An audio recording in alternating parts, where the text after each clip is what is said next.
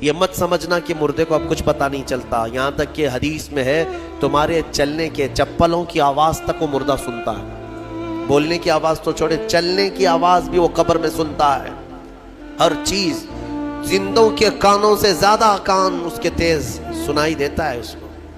اور جب لوگ چھوڑ کر کے جا رہے ہوتے ہیں وہ اس قدر گھبراہٹ کا شکار ہوتا ہے کہ اس تنگ و تاریک کوٹھری میں پہلی بار اس کو ڈالا گیا ہے، زندگی بھر کبھی اتنے چھوٹے گڑھے میں نہیں سویا۔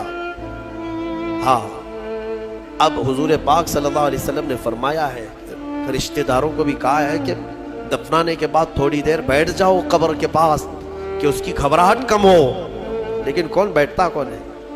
سب کو اپنی جلدی ہے، عزیز لوگ بھی نہیں بیٹھتے، نکل آتے ہیں، بھائی ہوں، باپ ہوں، بیٹے ہوں، سب نکل کر کے آ جاتے ہیں الا ماشاءاللہ۔ لیکن اس اندھیری قبر میں جب لوگ قبرستان سے آ جاتے ہیں، عجیب و غریب آوازیں مردے کو سنائی دینے لگتی ہیں، زمین ہلنے لگتی ہے اور دونوں جانب سے دباتی ہے زمین۔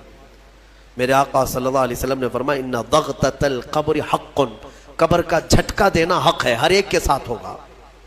صحابی رسول سعد بن معاذ کے بارے میں حضور نے فرمایا ان کو قبر دبا رہی تھی، قبر سب کو دبائے گی لیکن کچھ کو ایسے دبائے گی کہ ان کی ہڈی پسلیاں الگ ہو جائیں، اور کچھ کو محبت سے دبائے گی۔ لیکن فرمایا کہ قبر جو ہے اس وقت اندھیری اور پھر عجیب و غریب آوازیں، تنہائی الگ، کوئی نہیں ہے قریب، کوئی نہیں ہے۔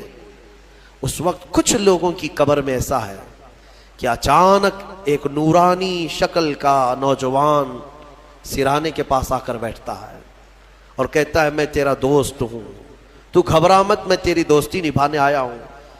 مردہ پلٹ کر کے دیکھتا ہے، پوچھتا ہے تو کون ہے؟ تو کہتا ہے میں اللہ کا کلام قرآن پاک ہوں۔ قرآن مقدس رفیق بن کر، انیس بن کر قبر میں آتا ہے۔ میرے عزیزوں، اس قرآن سے محبت کرو، اس قرآن سے محبت کرو۔